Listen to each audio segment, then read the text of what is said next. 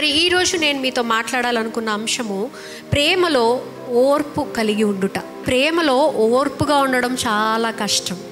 ఓర్పుగా ఉండడం ఇది చాలా సులువని ఎవరన్నా అనుకుంటున్నారా? లేదే, చాలా కష్టం.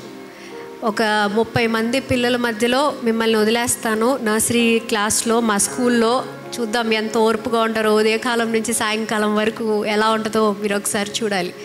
You have to come. Especially జూన్లో జాయిన్ అయినప్పుడు పిల్లలందరూ గట్టిగా ఏడుస్తూ ఉంటారు. ఆ రోజు ఒక వారం అంతా మాకు ఏడుపులే వినపడుతూ ఉంటాయి. కొత్తగా పిల్లలు అప్పుడే వచ్చి ఉంటారు. అప్పుడు టీచర్లు చూడాలి, పొద్దున ఉదయకాలంగా ఫ్రెష్గా వెళ్తారు క్లాస్ రూమ్లోకి, సాయంకాల సమయంలోకి బయటకు వచ్చేసరికి ఏదో ఇలాగా మొత్తం ఊపిరి తీసేసినట్టు, ఆ మామిడికాయ పిండి పిప్పి చేసినట్టు వస్తారు బయటికి. ఓర్పుతో ప్రేమలో ఉండటం చాలా కష్టము. మనకి ఓర్పు అనేది ఈ మధ్యకాలంలో మనకెవరు నేర్పించట్లేదు. అన్నీ కూడా చాలా ఫాస్ట్గా జరిగిపోతాయండి.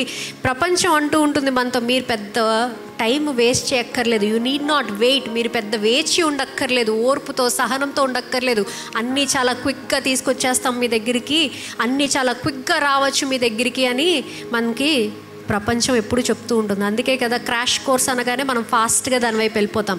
డైట్ 30 డేస్లో 30 కేజీలు తగ్గచ్చు అంటే దానివైపే వెళ్తాం. ఓర్పుగా సహనంతో రోజు జిమ్కి వెళ్ళి చేయండి అంటే అబ్బా ఎవరు చేస్తారులే, 30 రోజుల్లో చేసేయండి అంటే ఆ 30 రోజులు తిండి తాగడం అన్నీ ఆపేద్దామంటే కూడా ఆపేస్తారు. Quick things. స్విగ్గీ అంటే క్విక్.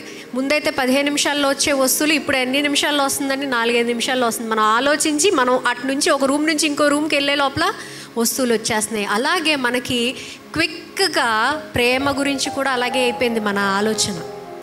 ఎంతమందికి తెలుసు డేటింగ్ యాప్స్? తెలీదా మీకు? తెలిసే ఉంటుంది. టిండర్ అని ఏవో కొత్త యాప్స్ వస్తున్నాయి కదా. నేను మీకు కొత్తగా ఇంట్రడ్యూస్ చేయాలనుకోవట్లేదు, మీ అందరికీ తెలుసు అని నాకు తెలుసు, మీరు ఎవరు చెప్పట్లేదు. So even in that apps కూడా మీరు చూసినట్టయితే you open the app, you see the person and you select కదండి. చాలా క్విక్గా తీస్తాము, సెలెక్ట్ చేస్తాము, ఇష్టపడతాము. ఎంత ఫాస్ట్గా మనం ఒక సంబంధంలోకి వెళ్తామో అంతే ఫాస్ట్గా ఒక సంబంధం నుంచి బయటికి కూడా పడిపోతూ ఉంటాం. ఓర్పు కలిగి మనం ప్రేమలో ఉండట్లేదు. Everything is quick. ఈవెన్ మనకి క్విక్ ఎప్పుడు బాగా ఓర్పుగా ఎక్కడ ఉండాలో తెలుసా అండి? రెస్టారెంట్లో మనం ఆర్డర్ చేసినప్పుడు ఒక్క 10 నిమిషాలు ఆకలిగా వెళ్ళి కూర్చుంటాము. 10 నిమిషాల్లో మనం ఆర్డర్ చేసింది రాలేదా అంటే ఎక్కడ లేని కోపం వచ్చేస్తూ ఉంటుంది. పేషెన్స్ అనేది చాలా అరుదుగా కనపడుతుంది ఈ మధ్యలో. We don't have patience for anything. More importantly we are not able to show patience in love. ప్రేమలో, ఒక సంబంధంలో, ఒక వివాహములో ఓర్పుగా ఉండడం చాలా అరుదైపోతుంది. అనుకున్నామా, జరిగిందా, వచ్చిందా, లేదా వెళ్ళిపోయామా అన్నట్టు అయిపోతుంది ఈ మధ్యకాలంలో. ఆ యొక్క ప్రేమలో కూడా అది రావడం చాలా serious issue. It is a very serious issue. ఎందుకంటే చాలామంది జీవితాలు ఆ యొక్క నిర్ణయం వల్ల మారిపోతుంది. Because you are so quick into getting into love, your entire life is being changed. వెళ్ళామా, ఇష్టపడ్డామా, అలాగే బయటికి వచ్చామా, అలాగే ఒంటరిగా ఉన్నామా, అలాగే బాధలోనే ఉన్నామా, అదే జీవితం అయిపోతూ ఉంది. Why are we so quick in falling in love? కానీ దేవుని యొక్క రాజ్యంలో ప్రేమ అంటే ఏదో చాలా క్యాజువల్గా చూసామా, ఇష్టపడ్డామా, వచ్చేసామా అని ఉండదు. దేవుని యొక్క రాజ్యంలో ప్రేమ అనేది చాలా ఉద్దేశపూర్వకమైన ఒక కార్యము. దేవుడు మన పట్ల ఒక ఉద్దేశపూర్వకమైన కార్యము చేశారు కాబట్టే ఆ రోజు యేసు ప్రభువు మన కోసము ఆయన ప్రాణాన్ని మన కోసము త్యాగం చేసి ఉన్నారు. ఆమేన్. ప్రేమ అంటే దానికి నిదర్శనం. ఎంతమంది ఈరోజు మనం ప్రేమ కలిగి ఉన్నాము అనేది ఒక్కసారి ఆలోచించాలి. తల్లికి పిల్లల వైపు కొంచెం నేర్పించాలి అంటే ఓర్పు ఉండట్లేదు. పిల్లలకి ఏమైనా నేర్చుకోవాలంటే ఓర్పు ఉండట్లేదు. అన్నీ క్విక్గా వచ్చేయాలి. అరిసేస్తూ ఉంటారు పిల్లలు. కొన్ని రెస్టారెంట్స్లో చూస్తూ ఉంటాం, మేము కూర్చొని ఏదైనా తింటూ ఉన్నప్పుడు ఏదైనా వీడియో రాలేదంటే పిల్లలకి ఇరిటేషన్ వచ్చేసి ఇసిరేస్తూ ఉంటారు.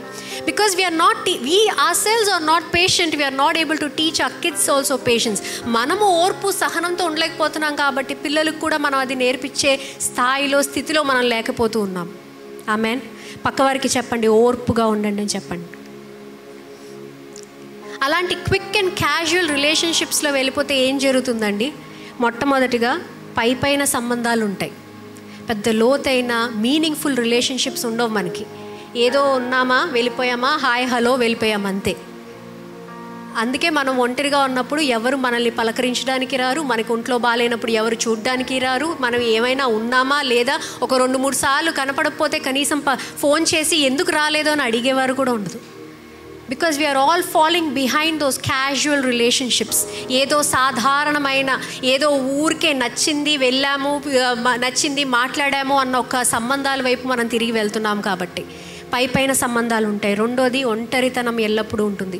మీరు ఆ క్షణంలో ఆ కొన్ని గంటలు మీరు ఆ వ్యక్తితో మీరు ఆ యొక్క సమయం గడిపి ఉన్నారేమో, మళ్ళీ తిరిగి ఇంటికి వచ్చిన తర్వాత ఒంటరిగా ఎందుకు అనిపిస్తుంది? Why are you feeling lonely? మూడోది, సంతృప్తి లేని, ఆనందం ఇవ్వని సంబంధాల్లో మనం ముడిపడిపోయి ఉంటాం. మీరు ఆలోచించకుండా, దేవుని యొక్క జ్ఞానము వాడకుండా, దేవుని యొక్క గైడెన్స్ వాడకుండా సంబంధాల్లోకి, వివాహాల్లోకి మీరు దిగినట్టయితే ఆ యొక్క సంబంధాల్లో ఆనందం కానీ సంతోషం కానీ లేని సంబంధాల్లో మనం ముడిపడిపోయి ఉంటాం. అందులో మనం ముందుకు వెళ్ళలేము, వెనక్కి రాలేము, ఆనందంగా ఉండలేము, దాన్ని విడిచిపెట్టి రాలేము. అలాంటి సంబంధాల్లో ఉన్నవాళ్ళు చాలామంది ఉన్నారు. బయటికి ఆ యొక్క బాధ చెప్పుకోలేరు, ఆ యొక్క బాధని మింగలేరు. We're stuck in those relationships. నిజాయితీ లేని సంబంధాల్లో ఉంటాం. మీకు తెలుసు, నాకు తెలుసు, సోషల్ మీడియాలో కానీ ఇలాంటి యాప్స్లో కానీ అందరం కూడా ఎలాంటి జీవితాలను చూపిస్తామండి? ఒక ఫిల్టర్ వేసి చూపిస్తాం, ఒక ఫిల్టర్డ్ జీవితం చూపిస్తాం. అన్నీ చూపించగలమా? మనం ఎలాంటి వ్యక్తి అనేది ఇంకో వ్యక్తికి నిజంగా మనం చూపించగలమా? No, it is always filtered. Last week pastor గారు కూడా చెప్పారు, భార్య భర్తని, భర్త భార్యని ఎలా అయితే వారు మేకప్ లేకుండా కూడా చూస్తారో, అప్పుడు కూడా ఇష్టపడతారో, వారి యొక్క చెడు అలవాట్లు కానీ లేకపోతే వారి వీక్నెస్ కానీ కూడా తెలిసి వారిని ఇష్టపడతారో, ప్రేమ అక్కడ కనబడుతూ ఉంటుంది. ఫర్ ఎగ్జాంపుల్, చెడు అలవాట్లు అంటే ఏమో అనుకున్నారేమో.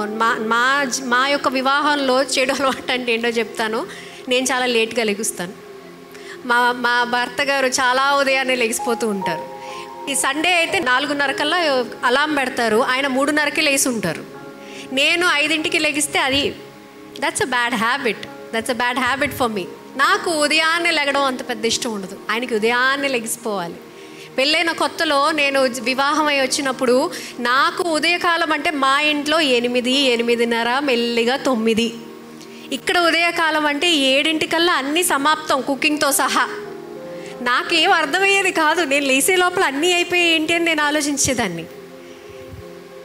అలాంటి విషయాలు కూడా ఇప్పుడు చూసినట్టయితే నేను నిద్రపోవాలనుకుంటే కూడా నన్ను వదిలేస్తారు కొంచెంసేపు, వెంటనే వచ్చి లేపరు. అలాంటి విషయాల్లో కూడా నేను చాలా జోక్గా చెప్పాను. But there are certain things where you accept. ఆ యాక్సెప్టెన్స్ మనకి ప్రేమలో కనపడుతూ ఉంటుంది. Whereas if you are in a casual relationship, shirt నచ్చలేదు, నాకు ఇంకా వద్దు, ఆ అమ్మాయి సరిగ్గా మాట్లాడట్లేదు, నాకు వద్దు. కొంతమంది ఉన్నారండి, పొడుగు జుట్టు లేకపోతే సంబంధాలు వద్దండే వాళ్ళు ఉన్నారు. సంబంధాలు చూసినప్పుడు ఫస్ట్ ఫోటో దగ్గర ఆగిపోతారు చాలామంది. అరే తర్వాత ఏంటి, ఆ అమ్మాయి ఏం చదివింది, ఆ అబ్బాయి ఏం చదివాడు, ఏం చేస్తున్నారు, వారి యొక్క గురి ఏంటి, వారి ఉద్దేశం ఏంటి, ఏమీ మనకు అవసరం లేదు. We are always worried about the outer image, but love is always about your inner image. నీకు అంతరంగంగా కనబడేది కాదు. ప్రేమ అనేది నీ ఆంతర్యంలో ఏముందో అనేదే తెలిపేది ప్రేమ. Love is not outer, love is always inner. And if you fall for the outer image, you are always going to end up in hurt. నువ్వు ఆ యొక్క అవుటర్ ఇమేజ్కి, వాళ్ళు చూపించే ఆ యొక్క అందమైన ఇమేజ్కి మీరు పడిపోతే ఎప్పుడు కూడా మనం బాధలో, కష్టాల్లో, ఒక సంతృప్తి లేని సంబంధంలో మనం ముడిపడిపోయి ఉంటాం. ఎలాంటి జీవితం కావాలనుకుంటున్నాం మనం ఈరోజు? అంతేకాదు, ఇంకా మనం కొంచెం ఆలోచించినట్టయితే మన యొక్క శరీరాన్ని కూడా మనము స్థిరపరచుకోవట్లేదు. We are losing control over our bodies too. మన శరీరం ఏమైందంటండి? దేవుని యొక్క ఆలయం అయి ఉన్నది. దేవుడు ఆ యొక్క ఆలయంలో వచ్చి ఉండాలి అంటే నువ్వు ఇష్టం వచ్చినట్టు నీ శరీరాన్ని ఎక్కడ పడితే అక్కడికి, ఎవరికి పడితే వారికి ఇచ్చేస్తూ ఉంటే దేవుడు నీ శరీరంలో ఎలా నివసిస్తారు? ఆ యొక్క ఆత్మ నీ జీవితంలో ఎలా నివసిస్తుంది? It has become so casual. Love is not casual, it is a deliberate action. ఒక్కసారి ఆలోచించండి, యేసు ప్రభు మీకోసము ఆ యొక్క సిలువ పైన అన్ని గాయాలతో రక్తం చిందించి ఆయన నీ పాపము పోవాలని అక్కడికి ఆయన యొక్క సిలువ పైన ఆయన యొక్క ప్రాణాన్ని అర్పిస్తే మన దేహంతో ఏం చేస్తున్నామండి?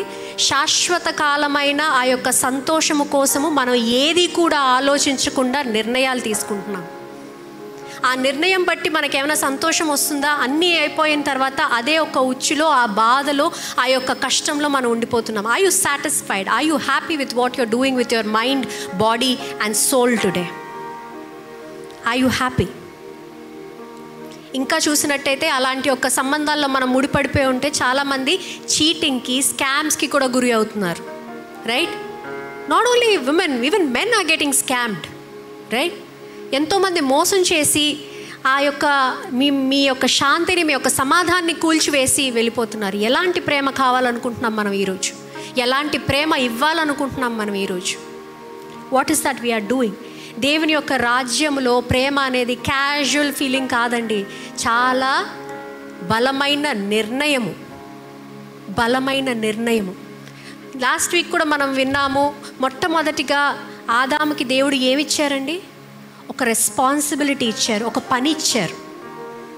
అలాగే నేను ఆలోచిస్తున్నప్పుడు నేను ఇంకో విషయం ఆలోచించాను. రూత్కి కూడా తను అక్కడ ఆ యొక్క నయోమి, రూత్ ఇద్దరు కూడా ఆ యొక్క ఊరు వదిలి బెత్లెహేమ్కి వెళ్ళినప్పుడు మొట్టమొదటిగా రూత్ ఏం చేసిందండి? ఒక వివాహం కోసం చూసిందా? ఇంట్లో ఒక మగవాడు ఉండాలని చూసిందా? ఏం చూసింది? పని చూసుకుంది, ఒక రెస్పాన్సిబిలిటీ చూసుకుంది. ముందు నిన్ను నువ్వు చూసుకోగలిగితేనే కదా నువ్వు ఇంకొకరిని నీ జీవితంలో ఆహ్వానించగలవు. నిన్ను నువ్వు చూసుకోలేకపోతే, నీ యొక్క కుటుంబం నువ్వు చూసుకోకపోతే, నీ ఇల్లు నువ్వు కట్టుకోలేకపోతే ఇంకొకరికి నువ్వు ఎలాంటి ఆశ్రయం ఇస్తావు? ప్రేమ అంటే అది.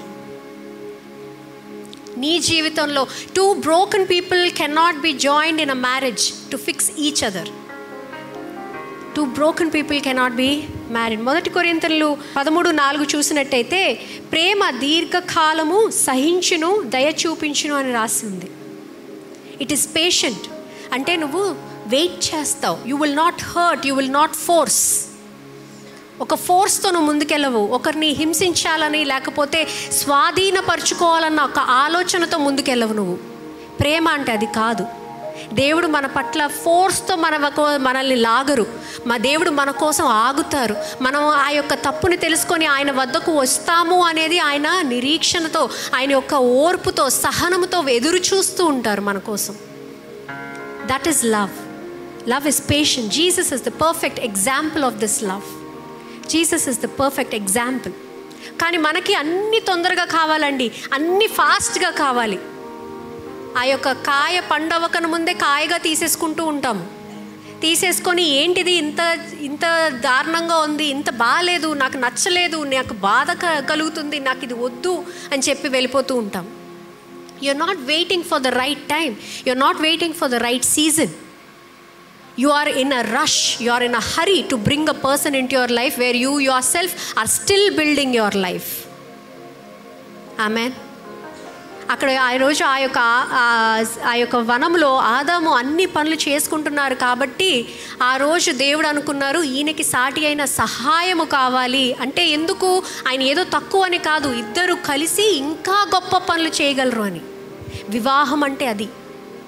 వివాహం అంటే ఇద్దరు కలిసి ఇంకా గొప్ప కార్యాలు, దేవుని యొక్క ఉద్దేశము నెరవేర్చగలిగే శక్తి ఇద్దరిలో ఉంటుంది కాబట్టే దాన్ని వివాహం అంటారు. What is that? Are you looking for a marriage today? మేమిద్దరం కలిస్తే మా యొక్క ఆస్తి పెరుగుతుందని చూస్తున్నారా? మేమిద్దరం కలిస్తే నేను తక్కువ పని చేయగలను చూస్తున్నారా? లేకపోతే నేను ఈ వ్యక్తిని పెళ్లి చేసుకుంటే నేను ఇంకా పనే చేయక్కర్లేదు, హ్యాపీగా బతకచ్చు అని చూసుకుంటున్నారా? లేదా మేమిద్దరం కలిస్తే దేవుని యొక్క ఉద్దేశం ఇంకా బలంగా నేను నెరవేర్చగలనని చూసుకుంటున్నారా? ఎలా మన జీవితము మనం నిర్ణయించుకుంటున్నాం అనేది చాలా అవసరం. Very important. ప్రేమ స్వచ్ఛమైనది, సాధారణమైనది కాదు, తాత్కాలికమైనది కాదు, శారీరక సంబంధంతోనే ఆగిపోయేది కాదు. Love is not just physical are temporary. Stop viewing love like that. మనకి ప్రపంచం అదే చూపిస్తూ ఉంటుంది. మనం చూసే మూవీస్లో కానీ, మీరు బయట చూసే ఎక్స్పీరియన్సెస్లో కానీ, love is just like that. ఓ ఇలా వెళ్ళామా, ఓ నచ్చిందా, ఓ మాట్లాడామా, అయిపోయింది. all you're going to end up with is hurt. బాధగా ఒంటరిగా ఉండే జీవితం కావాలనుకుంటున్నావా, లేదా ప్రేమతో నిండి దేవుని యొక్క ఆత్మతో నిండి దేవుని యొక్క వెలుగుతో నిండిన జీవితం నువ్వు కావాలనుకుంటున్నావా? నీ వివాహము, నీ సంబంధాలు వేరే ఒక్కరికి ఉదాహరణకరంగా ఉండాలని నువ్వు ఆలోచిస్తున్నావా? లేకపోతే మంచి ఉదాహరణ కూడా ఇవ్వచ్చు, అలాగే చెడు ఉదాహరణ కూడా ఇవ్వచ్చు. మీ వివాహం చూసి అమ్మో అలాంటి వ్యక్తులుగా మనం పెళ్లి చేసుకోకూడదు, అలా మనం ఉండకూడదు అనుకుంటున్నామా? ఆ యొక్క జంటలాగా మన జీవితం కూడా ఉండాలి, దేవునికి మహిమకరంగా ఉండాలని మనం ఆలోచిస్తున్నామా? What are you doing with your life today? ప్రేమ అనేది చాలా ఉద్దేశపూర్వకమైన కార్యము. So if you still believe that love is just temporary and casual and we can just do it with any one we like and anywhere we like, then you're wrong. Then you're not in God's kingdom. దేవుని యొక్క రాజ్య బిడ్డలుగా మీరు వ్యవహరించట్లేదు. You're just being a very normal person like everybody else. అన్నీ చేసిన తర్వాత బాధతో, ఆ వేదనతో, ఆ యొక్క అపరాధ భావనతో ఉంటున్నావా? ఏదో తప్పు చేస్తున్నావు. Set your mind, body and soul right today. Let the Holy Spirit into your mind today, into your life today. అందరం నుంచుందాము.